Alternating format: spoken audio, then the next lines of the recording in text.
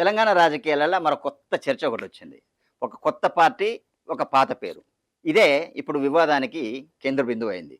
మాజీ ఎమ్మెల్సీ కల్వకుంట్ల కవిత ప్రకటించిన టీఆర్ఎస్ అంటే తెలంగాణ రాష్ట్ర సేన పేరుతో కొత్త పార్టీకి భారత ఎన్నికల సంఘం వద్ద ఇప్పుడు పలు అభ్యంతరాలొచ్చినాయి. అందరూ గూడా యాక్సెప్ట్ చేయొద్దని జెప్పేసి కంప్లెయింట్ ఇస్తా ఉన్నారు. అసలు ఒక పార్టీ పేరు గూడా ఇంత పెద్ద రాజకీయ చర్చకు అంటే పార్టీనే ఇంకా అనౌన్స్ చేసి జస్ట్ ఒక 3, 4 మంత్స్ అయితుంది. అప్పుడే ఈ పార్టీ మీద చర్చ అనేది ప్రారంభమైంది. అసలు దాని వెనక ఉన్న అసలు చట్టం ఏంటి అనేది, ఆ రాజకీయ లెక్కలేంటిది, టీఆర్ఎస్ పేరు ఎందుకు ఇప్పుడు వివాదమైంది అనేది ఇప్పుడు ఒకసారి మాట్లాడుకుందాం. ఒకప్పుడు తెలంగాణ ఉద్యమానికి ప్రతీకగా నిలిచింది ఈ పేరు.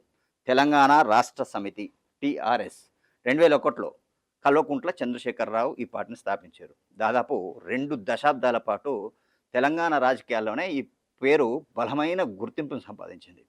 అట్లాగే 2022లో పార్టీ పేరును వాళ్ళు ఏం చేసి టీఆర్ఎస్ వాళ్ళు భారత అంటే దీన్ని కేంద్రానికి విస్తరించాలి పార్టీని భావించి టీఆర్ఎస్ని కాస్త బీఆర్ఎస్ చేశారు. భారత్ రాష్ట్ర సమితి అని పేరు మార్చారు.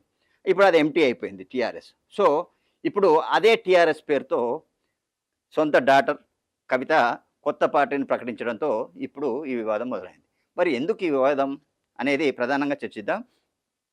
టీఆర్ఎస్ అనే పాత పేరుతో ప్రజలు గందరగోళానికి గురిచేస్తుంది. ఇది ప్రధాన ఆరోపణ అనమాట. బీఆర్ఎస్ అనేది గుర్తింపును ప్రభావితం చేసే అవకాశం ఉంది. తెలంగాణ ఉద్యమంతో ముడిపడిన బ్రాండ్ని ఉపయోగించుకునే ప్రయత్నం అని చెప్పేసి చాలామంది ఆరోపిస్తూ ఉన్నారు. అట్లాగే ఎన్నికల్లో ఓటర్లు ఓటేసేటప్పుడు ఈ ఓటర్లు అనేవాళ్ళు టీఆర్ఎస్, బీఆర్ఎస్ ఈ 2 అంటే పాత పార్టీ కాబట్టి బీఆర్ఎస్ను కూడా టీఆర్ఎస్ అని భావించడానికి అవకాశం ఉంది. సో కన్ఫ్యూజ్ అవుతారు అనేది ఒక ఆలోచన. అలాగే సంక్షిప్తనామం అంటే టీఆర్ఎస్ అనేది చాలా షార్ట్ ఫామ్ ఉంది కాబట్టి ఇట్లా పలు రకాలైనటువంటి అభ్యంతరాలు ఈ ఎన్నికల సంఘం దృష్టికి రావడంతోనే ఇప్పటికే పార్టీ అధ్యక్షురాలు కవితకి పేరు మార్చుకోవాలని చెప్పేసి సూచించింది.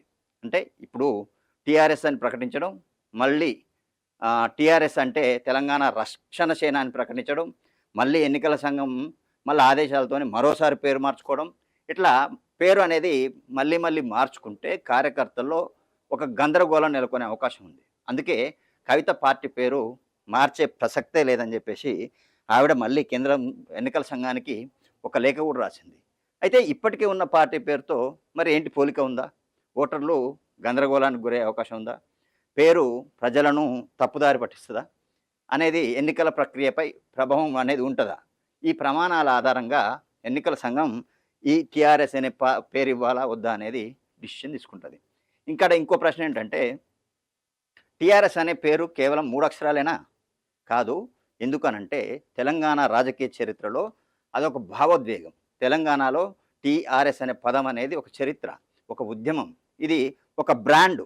ఈ బ్రాండుని అప్పనంగా ఒక పార్టీ కట్టబెట్టాలనే ఆలోచన అది డైజెస్ట్ చేసుకోలేని పార్టీలు ఇట్లా అభ్యంతరాలు చెప్తున్నాయి. ఇంకోటి ఏంటంటే ఈ పార్టీపై, ఈ పేరుపై అంటే టీఆర్ఎస్ అనే ఈ 3 అక్షరాల మీద ఎవరికి హక్కు ఉంది అనే కూడా చర్చ కూడా జరుగుతూ ఉంది. అయితే ఈ పేరు ఇప్పుడు అధికారికంగా ఉపయోగంలో లేదని, అందువల్ల కొత్త పార్టీ నమోదు చేయొచ్చని వాదించే వాళ్ళు కూడా ఒకవైపు ఉంటే, మరోవైపు అంటే ఈ వివాదం వల్ల టీఆర్ఎస్ అనే పేరు మరోసారి తెలంగాణ రాజకీయాల్లో చర్చకొచ్చింది. అది కొత్త పార్టీకి ప్రచారం తెచ్చిపెట్టింది అనా, లేకపోతే అనవసర వివాదంలోకి నెట్టిందా అనే